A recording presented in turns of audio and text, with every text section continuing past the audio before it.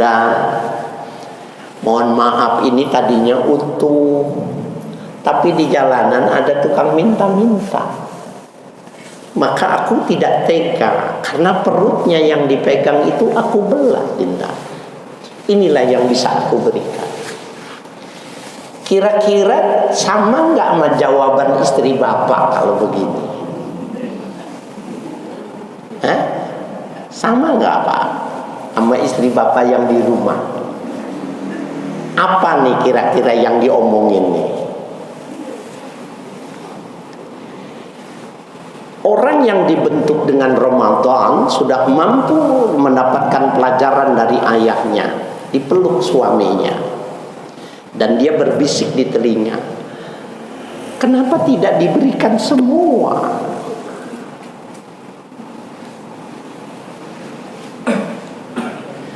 Kenapa tidak diberikan semua?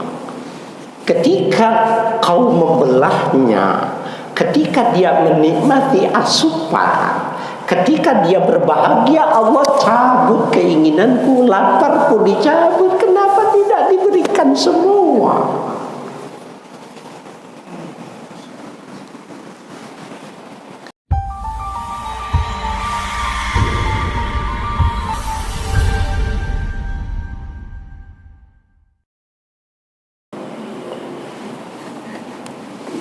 Assalamualaikum warahmatullahi wabarakatuh.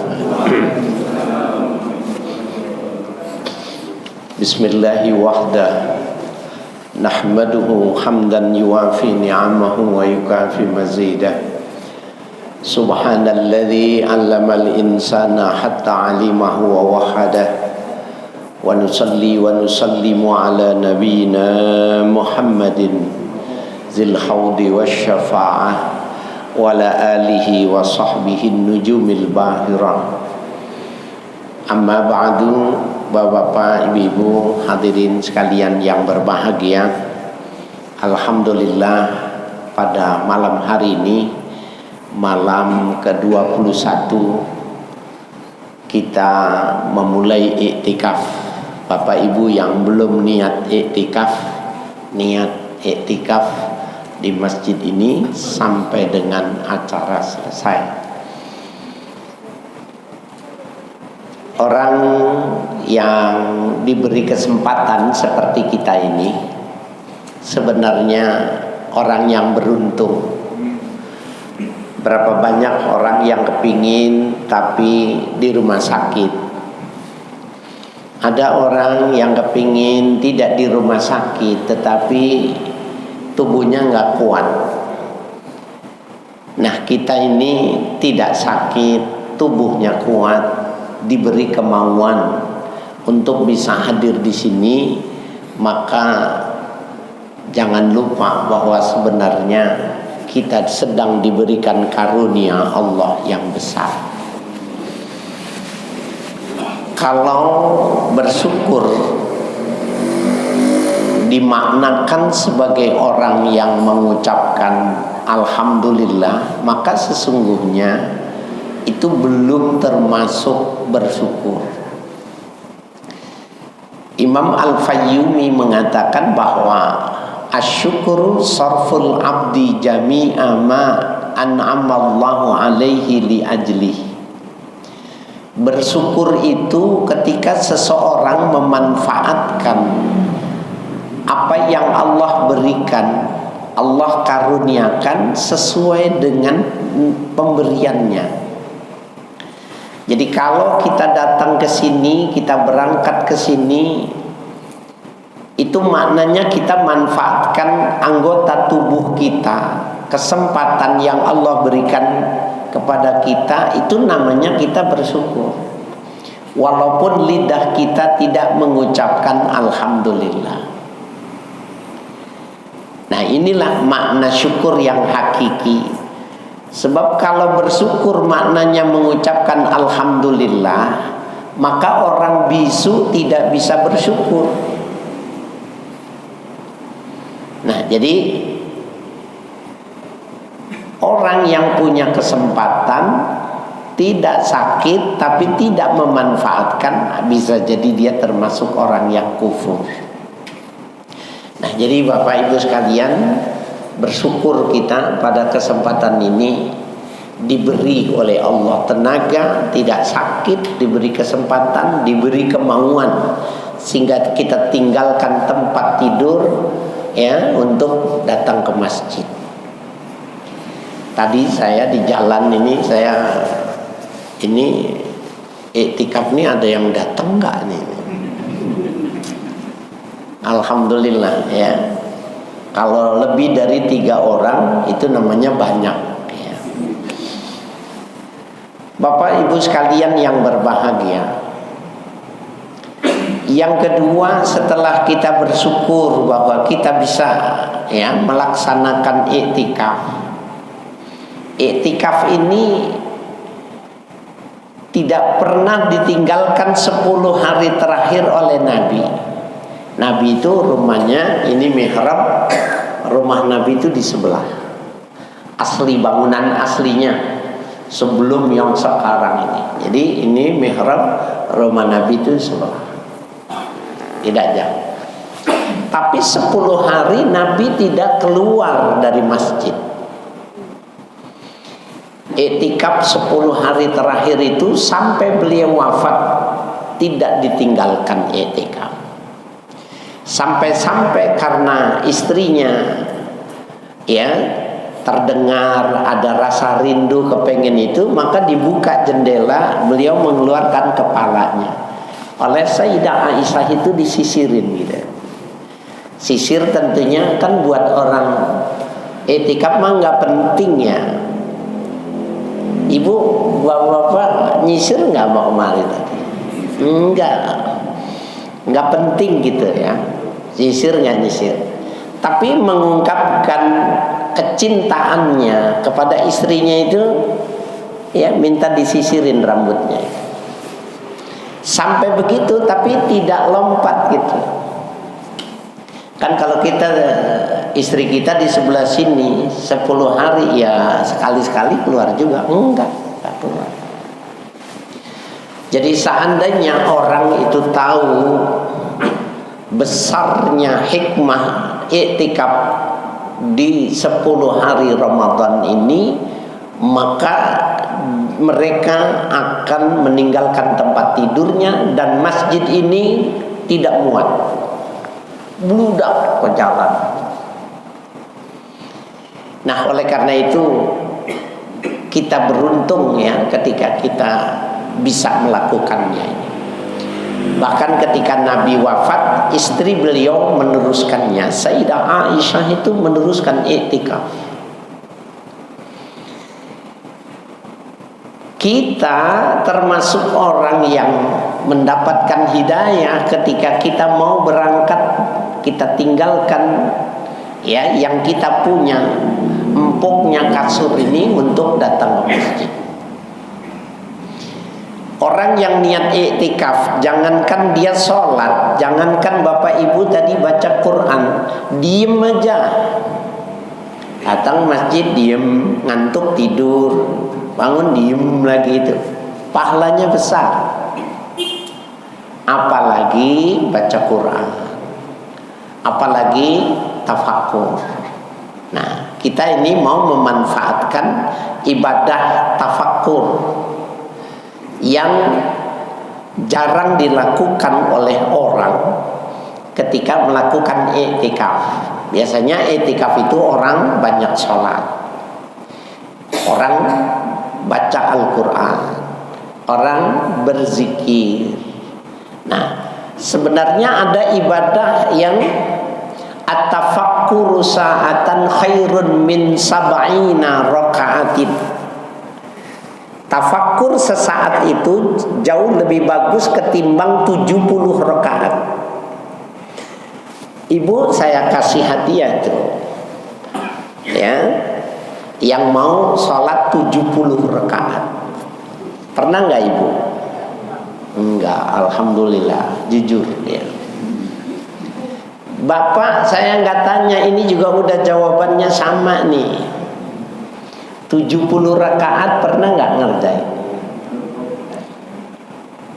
Nah, kalau kita tafakkur sesaat, maka itu lebih afdal ketimbang 70 rakaat. Apa itu tafakkur? Tafakkur itu olah pikir, ya, tentang kebesaran penciptaan, perintah dan larangan. Apa saja? Apakah menyangkut penciptaannya? Apakah kita tafakkur kenapa kita perintahnya, seperti kenapa disuruh puasa, atau kenapa kita dilarang, umpamanya kenapa nggak boleh makan babi gitu. Padahal babi itu enak banget katanya. Saya alhamdulillah belum pernah. Nah, Bapak Ibu sekalian yang berbahagia, oleh karena itu tema kita memahami sekarang ini, ya, memahami dan mengimplementasikan nilai Ramadan dalam keseharian ini adalah pola tafakkur. Pendekatan tafakkur yang bisa jadi Bapak, Ibu, Saudara sekalian sudah tahu tetapi belum sampai kepada tafakkur yang maksimal. Yang pertama yang kita mau tafakkur ini, bahwa sebenarnya perintah sholat itu, perintah Ramadan, perintah puasa itu menurut Al-Quran itu kama kutiba alal ladzina min qablikum. Jadi kalau kita mengatakan kita ini berpuasa, ya, berat 1 bulan, Allah mengatakan kama kutiba alal ladzina min qablikum, sebagaimana sudah diwajibkan kepada umat-umat sebelum kalian. Persoalan mereka mengerjakan atau tidak mengerjakan itu lain, tapi perintah dari Allah itu terhadap agama samawi itu sama. Apakah dia Nasrani, apakah dia Yahudi dan Islam, sama, wajib berpuasa. Sebelum turunnya ayat kutiba alaikumusiyam, Nabi itu melakukan syariatnya itu puasa 3 hari dalam 1 bulan, ya. Jadi syariat sebelum turunnya Al-Baqarah 183 itu Nabi puasa 3 hari, ya, dalam 1 bulan. Syariatnya siapa? Itu syariat nabi-nabi terdahulu. Nah, 3 hari dalam sebulan, 3 kali 12 berapa? 36. Maka ketika turunnya, ya, kutiba alaikumusiyam, maka dimansuhkan perintah puasa 3 hari itu, maka melakukan puasa Ramadan 1 bulan penuh, 30 hari atau 29. Rugi dong. Yang ini 36, yang ini cuma 30. Maka Nabi bersabda dalam hadis yang sahih, man shoma ramadhana tsumma atba'ahu sittan min syawal. Siapa yang puasa Ramadan kemudian diiringi 6 hari di bulan Syawal, 30 tambah 6, 36. Faka'annahu shaumud dahr, sama saja dengan puasa 1 tahun.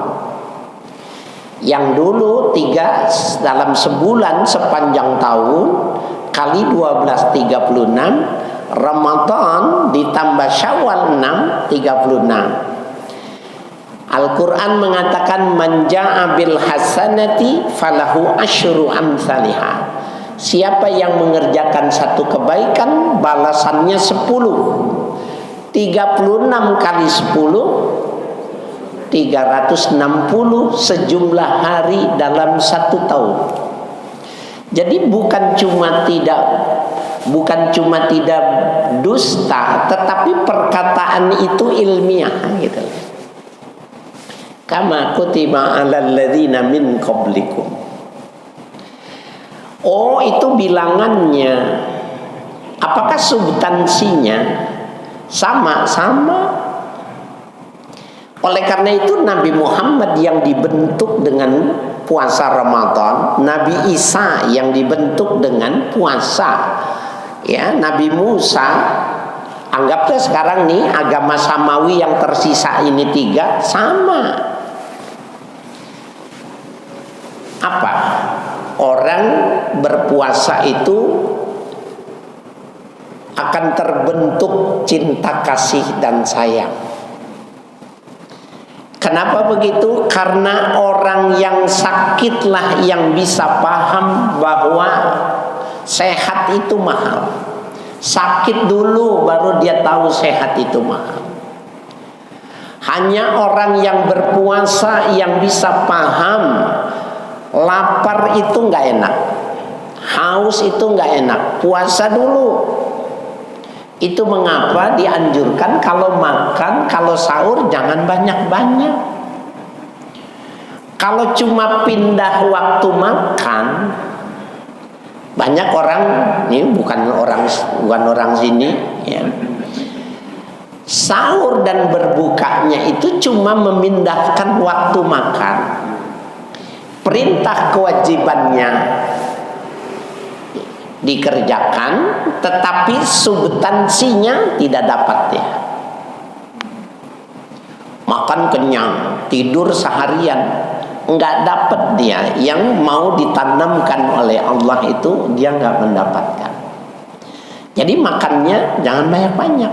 Jadi kalau siang itu sampai terasa gitu, kerucuk gitu, ya, pedih gitu, perih gitu. Nah, pada saat kita naik mobil, ketika kita naik motor, melihat orang yang ya susah, orang yang berjualan tidak laku, maka kita ada pilu rasanya itu. Dan itu sebenarnya target dari puasa Ramadan, ya, kelembutan. Yang kedua, Ramadan itu membentuk sikap mentalitas sidik, jujur, membentuk mentalitas disiplin, ya, ini disiplin. Jadi jujur, disiplin, membentuk istiqomah, karakter istiqomah. Sebenarnya 4 hal ini bila dia di sebuah lembaga, di sebuah institusi, lembaga apapun juga, negeri, swasta, militer maupun sipil, maka akan membentuk sebuah etos kerja. Dan etos kerjanya itu menguntungkan perusahaan. Kalau seandainya ya orang mengerti bahwa anak buahnya itu puasa itu menguntungkan gitu. Dan itu kita lihat dalam sejarah bahwa memang terjadi itu. Saya ingin kasih contoh tentang Nabi Isa alaihissalam. Al-Imam Al-Syekh Zainuddin Ibn Abdul Aziz Al-Malibari meriwayatkan, suatu saat Nabi Isa berjalan. Ada seorang anak muda yang ingin mengabdikan dirinya, ingin menjadi orang yang mengabdikan dirinya kepada Nabi Isa dan ingin menjadi sahabatnya dalam perjalanannya. Karena Nabi Isa itu berpindah tempat dari satu tempat ke tempat yang lain hidupnya. Jadi ulama-ulama sufi mengatakan Ra'isuz Zuhdi Isa alaihissalam, panglimanya zuhud di dunia ini adalah Nabi Isa alaihissalam. Nah, Ketika dia berjalan, Nabi Musa dengan anak muda ini, calon atau sudah dianggap sebagai muridnya, kaum Hawariyun ini lapar. Maka dicarilah pohon yang rindang di pinggir kali. Makan, dikeluarkan dari keneronnya. Tahu Bapak Ibu keneron? Ya, tas yang dibuat dari bahan itu, yang dianyam itu, maka dikeluarkan 3 roghib. Roghib itu roti yang bundar seperti itu. Roghib. Bawahnya 3. Nabi Isa alaihissalam. Ini menarik nih Bapak Ibu sekalian. Maka Nabi Isa memberikan kepada anak muda ini 1 roghib. Nabi Isa makan 1, sisanya 1. Maka tidak pakai bumbu, tidak ada dagingnya, benar-benar cuma makan roti saja. Selesai Nabi Isa turun ke kali minum. Minum. Balik roghib yang 1 nggak ada. Yang 1 nggak ada. Aina roghib? Kemana ini roghib ini? Man akhazar roghib? Siapa yang ngambil roghib? La adri. Aku nggak tahu, kata anak muda ini. Maka beliau menjadi perhatian terhadap anak muda ini, bahwa dia sepertinya memang benar-benar tidak tahu, sepertinya benar-benar tidak tahu, atau dia belum kenyang, dia yang makan karena nggak ada bekasnya gitu loh. Kan 2 kemungkinannya itu. Maka berjalan lagi kemudian, sehingga pada hari berikutnya pada posisi siang lapar lagi. Dilihatnya ada zobi. Zobi itu kijang. Walaha khushfan, dan kijang ini punya 2 anak. Maka Nabi Isa berdoa minta salah satu anak kijang itu. Doanya dikabulkan, anak kijang itu datang, ditangkap, disembelih, dibakar, dimakan. Selesai makan, sudah kenyang, maka Nabi Isa bilang kepada tulang-tulang belulang itu, ya khushfan, gum bismillah, berdirilah engkau dengan izinnya Allah. Maka anak kijang itu utuh lagi, lari dia ngikutin ngejar ibunya. Mukjizatnya diberi, hidup udah dimakan. Kalau kita lihat itu, tadi kok makan, kok bisa jadi hidup lagi gitu. Peristiwa yang luar biasa ini. Maka Nabi Isa pegang pundak anak muda ini. Inni as'aluka billadzi araka hazihil ayat man aghzar raghib. Aku mohon kepadamu atas nama Tuhan yang telah menunjukkan kemuliaan ini. Tadi itu sudah kita makan tapi bisa hidup lagi. Siapa yang ambil roti? Maka dia bilang, la adri, saya nggak tahu. Berarti bisa jadi memang benar-benar tidak tahu. Jalan lagi. Ketika di jalan, maka harus melewati kali yang besar. Karena kali yang besar tidak ada jembatan, anak muda itu dipegang. Wayamsya 'alan nahar. Maka bisa berjalan di atas air. Heran anak muda itu. Ini kali segini besarnya bisa dilewati. Sudah selesai, maka Nabi Isa bilang, pegang lagi pundaknya. As'aluka billadzi araka hazihil ayat man aghzar raghib. Demi, aku mohon kepadamu demi zat yang telah menunjukkan mukjizat yang hebat ini kepadamu, siapa yang ngambil roti itu? Kalau kita kan udah malu itu ya, sudah ditunjukkan mukjizat dan dia tetap mengatakan la adri, saya nggak tahu. Kalau saya jadi Nabi Isa, udah saya suruh pulang dia nih. Kalau Nabi Isanya saya, dah lu nggak saya ikut dah. Gua pegel mau lu gitu. Nah, Bapak Ibu sekalian yang berbahagia, jalan lagi, sampailah di pinggir pelataran ya Mufazah, padang Sahara. Maka Nabi Isa mengambil beberapa pasir di gunung Sahara itu, dan beliau mengatakan, ya, kun zahaban, jadilah kau emas, berubah jadi emas. Kana li sulusun, aku cuma mau ngambil sepertiga, kata Nabi Isa. Walakat sulusun, untuk engkau sepertiga. Wasulusun liman akhazar raghif, yang sepertiga lagi untuk yang ngambil roti.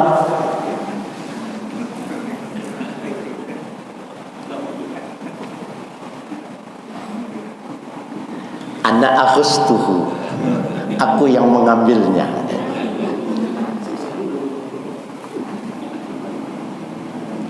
Maka Nabi Isa mengatakan kullu halak, ini semua buat kamu. Tapi Nabi Isa tidak mau diikuti lagi. Gagal dia, karena dia tidak bisa jujur, tidak bisa ya menjadi sahabat yang baik ketika persahabatan itu sudah tidak ada kejujuran. Begitu juga ketika seorang suami istri yang sudah tidak ada kejujuran, maka itu harus diperbaiki. Maka perbaikannya tidak lain adalah dengan berpuasa. Ketika dia ditinggalkan oleh Nabi Isa, maka dia jadi kaya raya, emasnya banyak. Maka tidak lama kemudian datang dua orang pembegal, dan dia mau membunuh, ya, mau diambil nih emasnya. Ini termasuk pinter nego dia, ya, negosiasi. Dia bilang kepada salah satunya, ini buat kita, ya, kita bagi rata aja, nggak usah ribut, kata dia.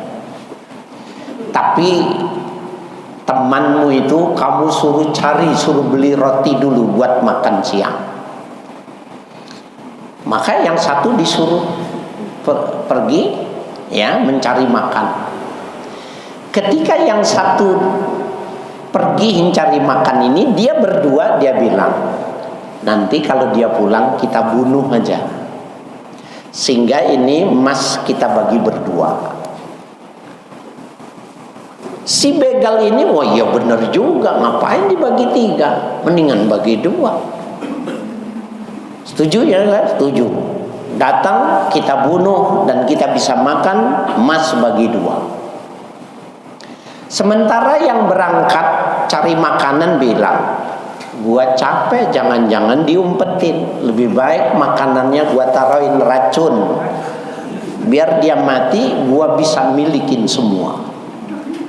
Ya, maka benar rotinya dimasukin racun, dibawa. Ketika sampai langsung dibunuh nih yang satu orang, cek mati. Maka dia makan roti yang sudah diracuni. Maka tiga-tiganya dengan tidak jujur mati semua.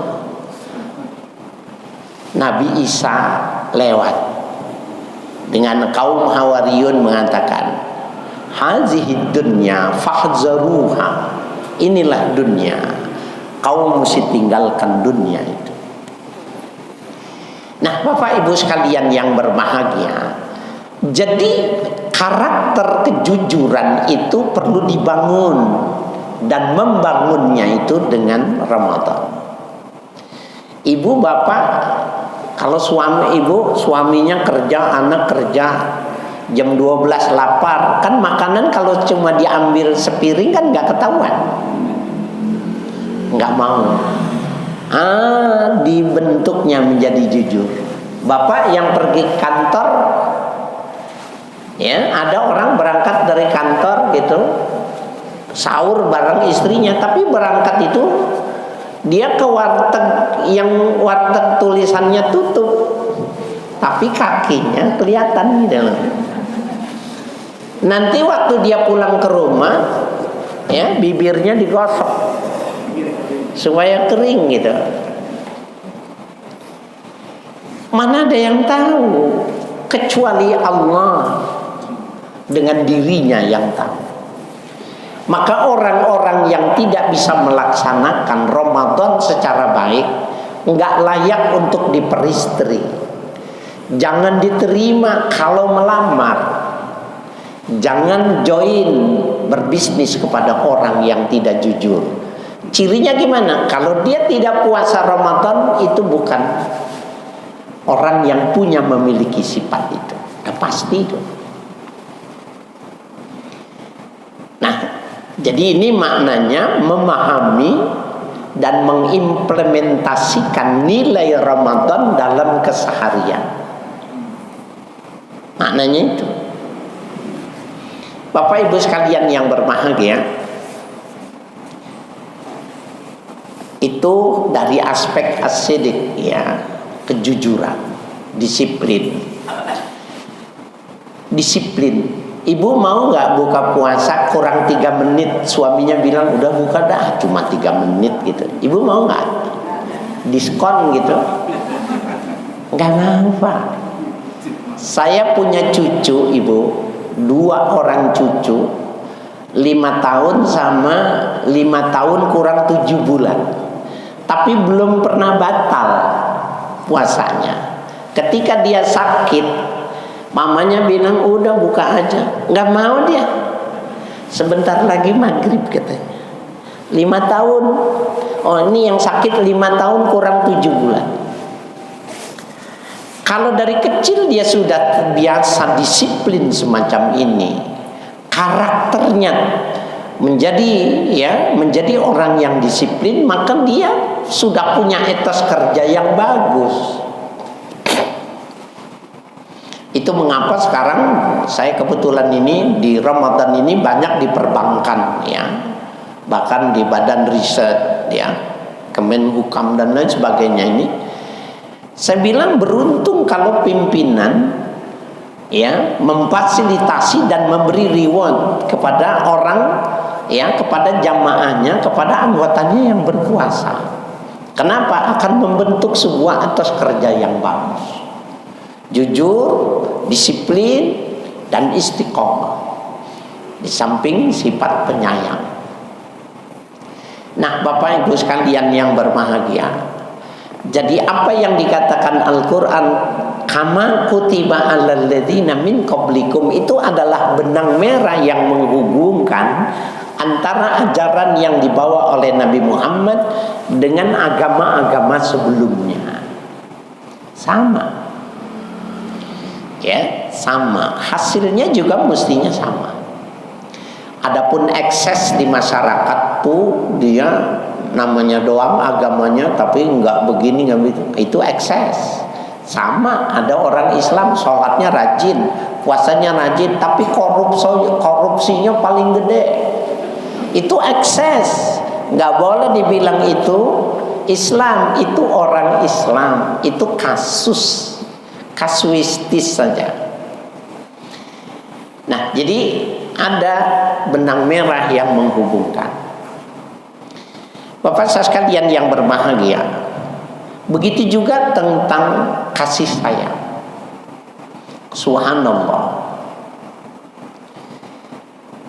Nabi Muhammad adalah contoh yang paling cocok untuk kita teladani gitu. Suatu ketika Sayyidah Fatimah itu putri Nabi yang perempuan satu-satunya itu membikin raghib. Kan sampai sekarang raghib itu buat orang Arab, Pakistan, bagian Bangladesh itu, India itu biasa makannya raghib itu. Roti dibuat dari gandum. Nanti makannya ambil daging, diputer makan. Kalau ya punya buah kurma bukan makan. Makanan pokoknya memang dari dulu itu. Nah, Sayyidah Fatimah itu membikin raghib. Kenapa satu memang adanya cuma itu gitu. Setelah dimasak maka dibagi 4.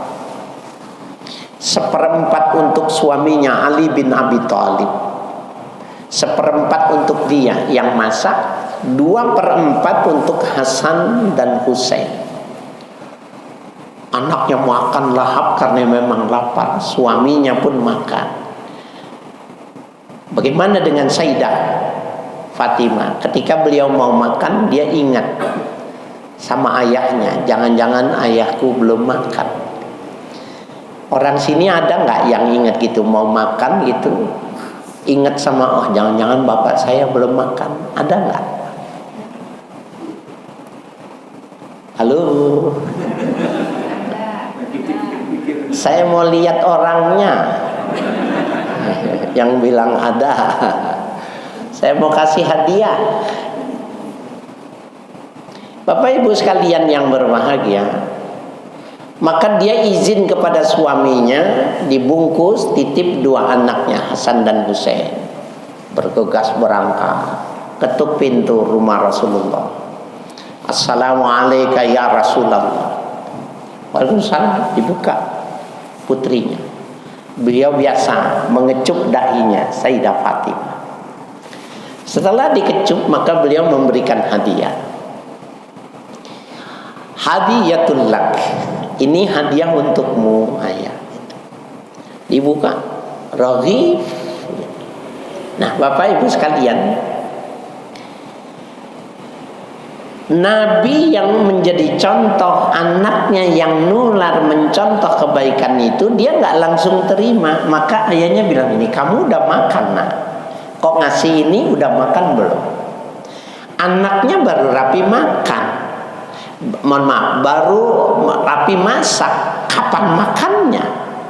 Tapi karena dia pingin ayahnya memakan ini, maka dia bilang sudah. Tapi yang dimaksud kemarin, supaya ayahnya mau nerima. Dan di situ ketahuan. Nabi bilang gini, ya Fatimah, haza awwalu ta'amin yaqulu fama abika munzu salasati ayyam. Subhanallah. Fatimah, inilah makanan yang pertama yang akan masuk rongga ayahmu sejak 3 hari 3 malam. Nabi 3 hari 3 malam tidak makan, tidak emosional, tidak marah-marah. Ibu besok hari apa? Senin. Coba ibu jangan masak 3 hari. Senin, Selasa, Rabu. Gimana sikap suami ibu kira-kira? Insya Allah engsel pintunya miring, ditendang. Bapak kuat 3 hari yang puasa, nggak makan, merah matanya. Kenapa tidak lapar Nabi 3 hari? Ini Pak, ini pelajaran yang dibentuk oleh puasa ini. Kalau 3 hari tidak makan, kok tidak marah-marah gitu? Kenapa? Laparnya kemana gitu loh. Nah ternyata lapar itu bisa dikonsentrasikan. Ibu mau belajar, bapak mau belajar, lapar itu bisa kita konsentrasikan. supaya tidak makan tapi tidak lapar. Bapak besok hari ke-21, kenapa ibu bapak kuat puasa? Kenapa? Kenapa? Sebabnya kenapa? Karena niat. Coba jangan niat, jangan sarapan jam 11 saja, kuat nggak? Masih kuat. Jam 1 udah bininya udah nggak boleh salah jam 1 mah. Jam 2 dicerai bininya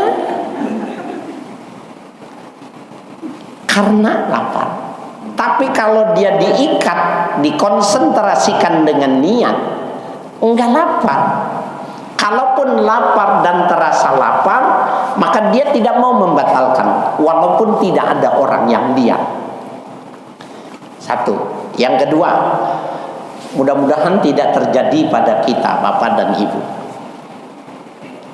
Ada orang punya anak, suami istri punya anak gadis, cantik, bagus akhlaknya, SMA. Biasanya jam 4 udah pulang.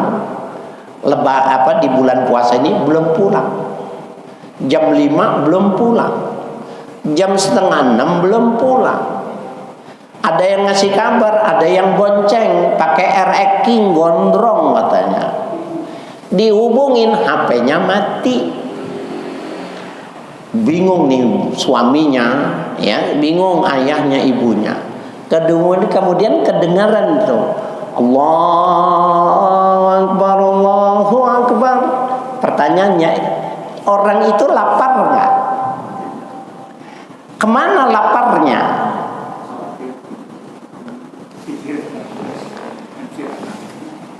Laparnya kemana? Jadi lapar itu ternyata ada manajemen lapar yang bisa dipengaruhi, dikonsentrasikan. Karena konsentrasinya mikirin anaknya, satu-satunya cantik, dibawa orang, sampai mati, nggak lapar dia. Dia cuma membatalkan doang. Jam 12 dipulangin, omnya yang dari kampung yang ambil, makannya lahap banget setelah anaknya datang. Nah tadi itu 6 jam kemana laparnya? Oke, kita terusin nih. Kembali lagi kisah. Nabi bilang inilah yang akan masuk ke rongga ayahmu sejak 3 hari. Bismillahirrahmanirrahim. Lagi mau dimakan, udah baca basmalah, ada yang datang.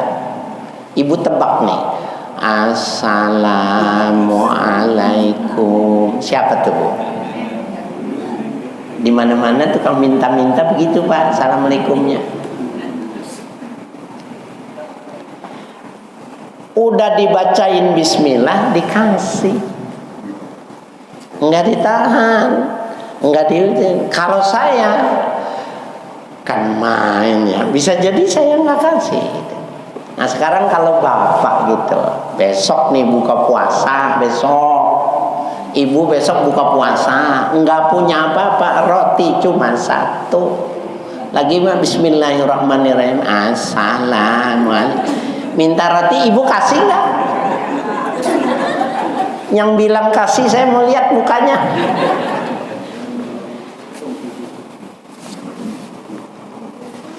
Kasih. Nah ini laparnya kemana ini ketika dikasih itu? Maka di sini kita belum bisa menjawab. Kita lanjutkan kisahnya bahwa sifat kasih, ya, peduli sosial yang dibentuk oleh Ramadan karena disuruh lapar, disuruh haus ini nular. Anaknya, cucunya, sahabatnya, semuanya nular seperti itu. Subhanallah, Bapak Ibu sekalian yang berbahagia. Maka 6 bulan setelah Nabi wafat, Sayyidah Fatimah ini sakit. sakitnya tidak bisa bangun dari tidur, ya. Dan biasa itu ibu bapak, kalau orang sakit mau meninggal itu sehari 2 hari itu dikasih sehat. Coba perhatiin ya, orang sakit nih, kalau mau meninggal 1 hari 2 hari dikasih sehat, dibikin seneng dulu gitu. Nah 1 hari sebelum wafat Sayyidah Fatimah itu sehat. Maka dia bilang kepada suaminya, ana ashtahir rumman, aku pengen makan buah delima. Suaminya seneng, tapi nggak punya duit. Maka pinjam uang dirham, pinjam sama sahabatnya. Lari Sayyidina Ali ke pasar beli buah delima. Senang bawa buah delima 1. Ibu kalau belum tahu, buah delima di Mekah itu lebih besar dari delima kita. Saya nggak ngerti itu, besar sekali. Apa yang terjadi ketika di jalanan Ali bin Abi Thalib ketemu sama orang, ya, tukang minta juga, kakek tua yang sudah tidak ngomong lagi, cuma pegang perut gitu. Maka Sayyidina Ali mengatakan, aku nggak punya apa-apa. Ada ini buah delima cuma 1, ini buat istriku. Tukang minta-minta, ya udah berikan saja itu untukku. Ibu kalau seperti itu ibu kasih nggak? Bapak istrinya sakit 18 hari nggak makan nggak minum, sekalinya sehat pengen makannya buah delima. Mau makan buah delima, bapak nggak punya duit, pinjem duit beli 25. Di jalanan mau diminta, kasih nggak?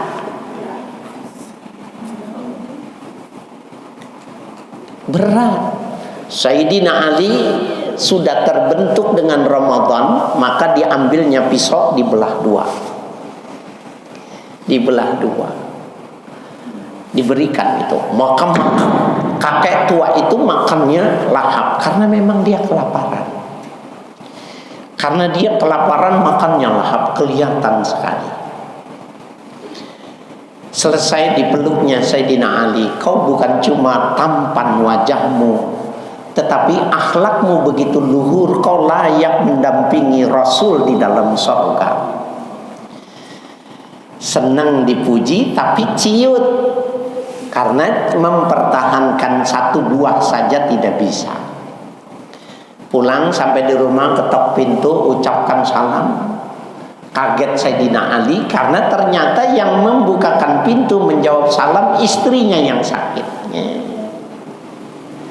Maka Sayyidina Ali dengan tenang bilang, Dinda, mohon maaf ini tadinya utuh, tapi di jalanan ada tukang minta-minta. Maka aku tidak tega, karena perutnya yang dipegang itu aku belah, Dinda. Inilah yang bisa aku berikan. Kira-kira sama nggak sama jawaban istri bapak kalau begini? Hah? Sama nggak Pak sama istri bapak yang di rumah? Apa nih kira-kira yang diomongin nih? Orang yang dibentuk dengan Ramadan sudah mampu mendapatkan pelajaran dari ayahnya, dipeluk suaminya, dan dia berbisik di telinga, kenapa tidak diberikan semua?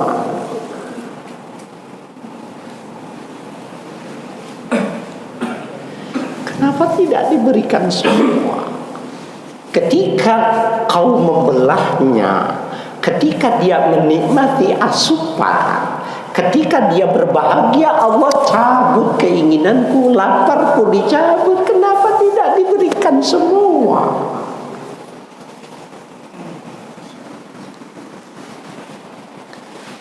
Bapak Ibu sekalian yang berbahagia, jadi sesuatu yang luar biasa dengan Ramadan ini kalau kita mau menghayati, memahaminya.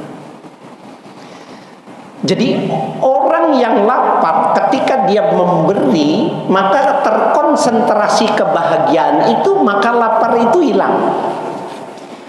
Kok bisa? Sekarang saya buat pembanding ini ya, komparasinya begini. Ibu kalau pulang dari sini dapat duit 10 juta, seneng nggak? Halo? Ini 10 juta aja nggak jawab juga. Takarannya berapa ibu-ibu? Yang bilang amin dapat beneran gitu. Ibu dapat 10 juta, senang? Senang. Girang, bisa buat lebaran ya Bu ya. Lebaran. Saya tahu ibu pasti ke Bayoran Lama beli cincin dulu. Cincin, kalung gitu. Sekarang dibalik. Ibu punya duit 10 juta. Orang tua ibu datang, "Nah, aku pinjam duit 10 juta, nah.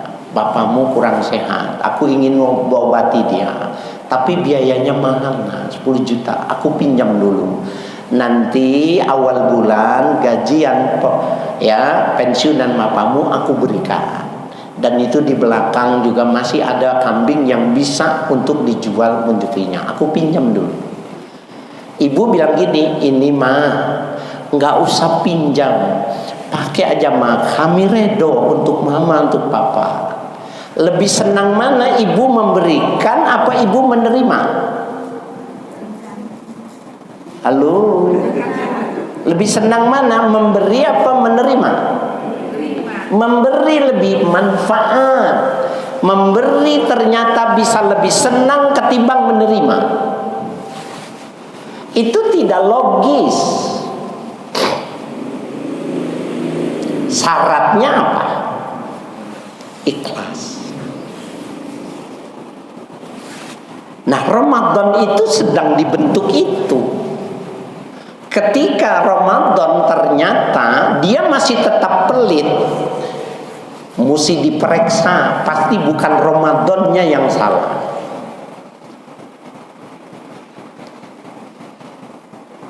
Kalau dia di Ramadan tidak mendapatkan ampunan Allah, maka sesungguhnya bermasalah dia dengan puasa Ramadannya. Di dalam salah satu hadis riwayat Imam At-Tirmidzi, Nabi bersabda, "Raghima anfu rajulin dakhala alaihi Ramadan fa idzan salaha lam yughfar lahu."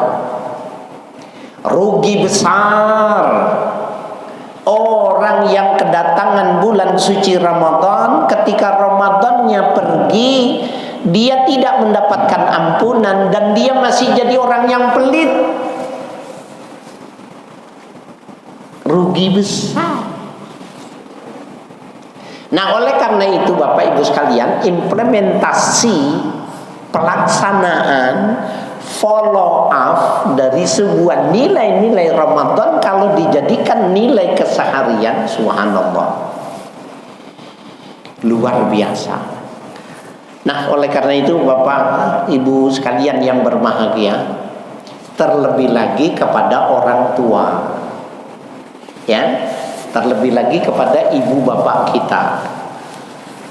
Bapak ibu saya udah meninggal, walaupun sudah meninggal, ya, bagaimana cara kita berbakti?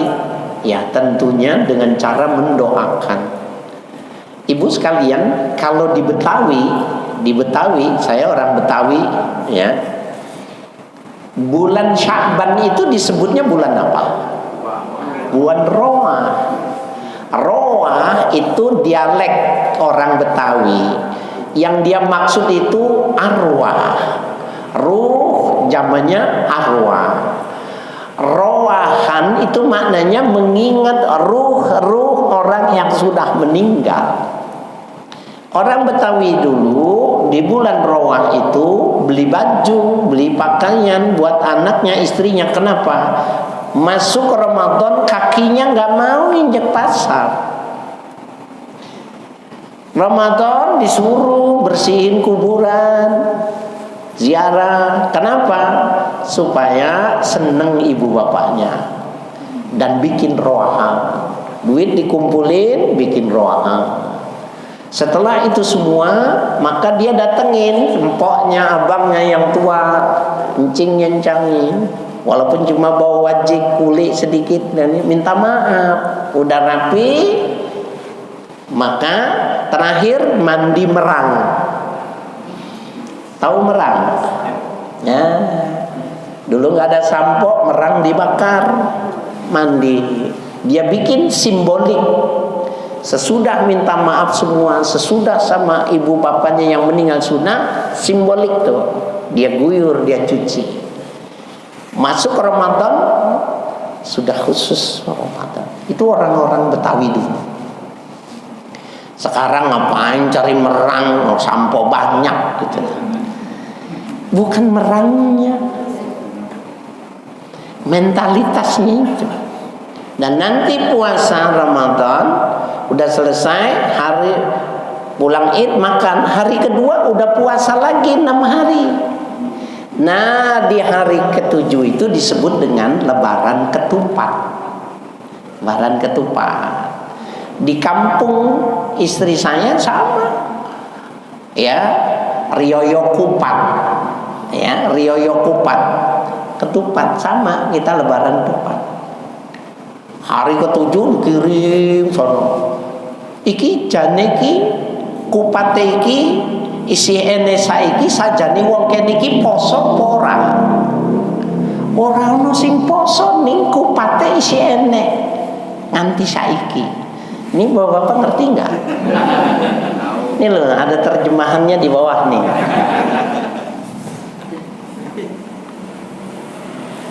Ketupatnya masih ada. Ya, ketupatnya masih ada, opornya masih ada, tapi yang puasa 6 hari kan gak ada. Adatnya bertahan, syariatnya kalah. Ya, 10 hari terakhir ini disebut dengan golden time. Golden time, waktu yang bernilai tinggi emas. Dan 10 hari terakhir persaingan keras antara masjid sama mall. Penuan mana mall sama masjid? Nah, berarti dia gagal dengan Ramadannya.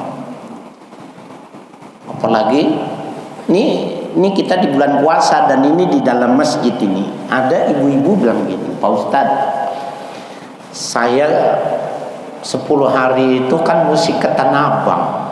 Terus enggak kuat Pak Ustaz, panas. Lah kan ada AC-nya, banyakkan orangnya, enggak kuat. Jadi bukan cuma saya, semua orang pada enggak puasa karena panas. Coba kita tanya, di bulan Ramadan kita disuruhnya apa? Puasa. Disuruh beli baju enggak? Disuruh pulang kampung enggak? Berarti dia tidak mendapatkan golden time.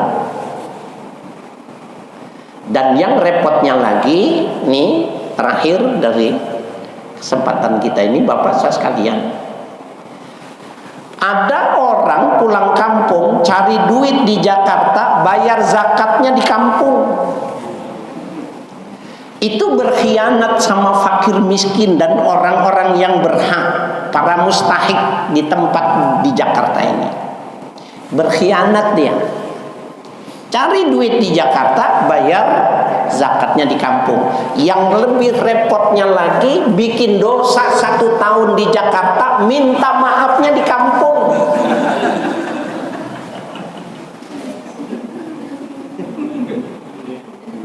Minta maafnya di kampung. Nih ngomong di kampung saya ini. Jalan kita ndodo, jalan pakai dengkul. Mbah ngaturaken sugeng riyadin kula nyuwun pangapunten sedaya lepat kula, Mbah. Nih terjemahannya nih. Mbah ucapin selamat hari raya.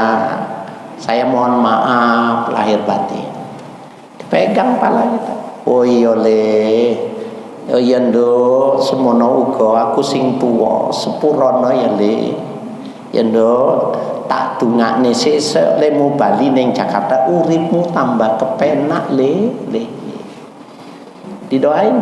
Ya jelas aja bikin dosanya di sini minta maafnya di kampung enak aja.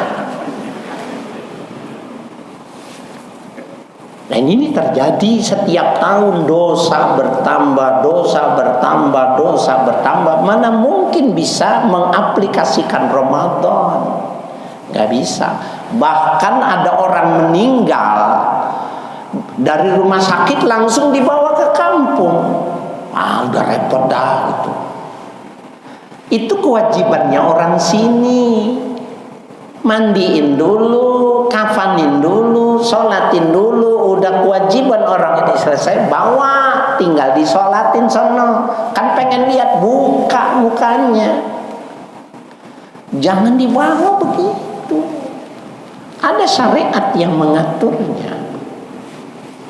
Nah, saya nggak mau berlebihan nih Pak nih, katanya sampai jam 2 ya, maka kurang 2 menit nih ya.